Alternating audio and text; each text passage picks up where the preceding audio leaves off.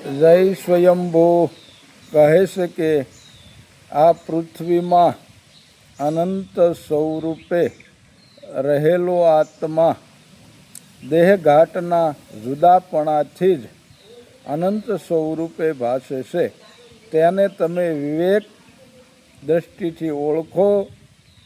યુક્તિથી જાણ થતાં તમારા સર્વ સંશય ભ્રમના ટળી જતા અને જેમ છે તેમ ઓળખાતા શિવ સ્વરૂપ જ્ઞાન અવસ્થામાં જીવપણું સમાઈ જશે. મારા વાલા, જીવની કલ્પના તો ઝાંઝવાના જળ સમાન છે.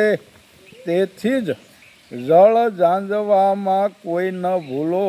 જૂઠો જગત સંસારો બાણ કહે ભગવંતને, ભજીએ જેનો સકલ ભુવન પસારો. આ દૃશ્યમાન જગતમાં અહોનિશ ઉત્પત્તિ સ્થિતિ અને લય થયા જ કરે છે. જગતનો કોઈ પદાર્થ સ્થિર નથી. સમુદ્રના તરંગની જેમ અતિ સંસળ અને પરિવર્તનશીલ છે.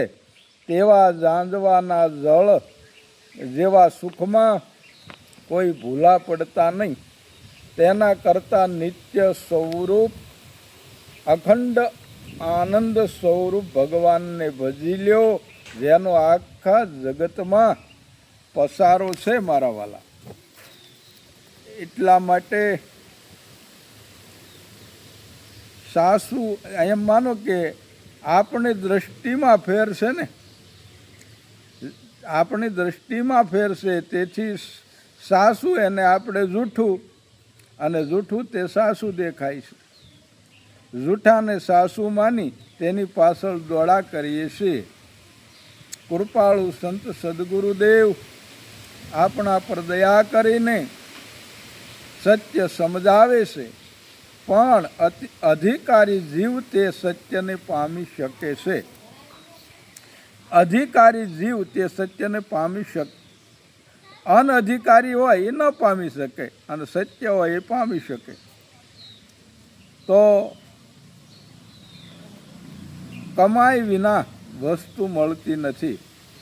કમાઈ જોઈ મારા વાલા. એટલા માટે કોઈ સાચા સંત, કોઈ સદગુરુ મહાપુરુષનું શરણું સ્વીકારી લ્યો મારા વાલા, અને સ્વરૂપનું અનુભવ કરો, પોતાનો અનુભવ કરો. બોલો સત્ય સનાતન ધર્મ. જય સ્વયંભૂ. ઓમ નમો નારાયણ. જય ગુરુદેવ. જય ગુરુ મહારાજ. હર હર મહાદેવ. હર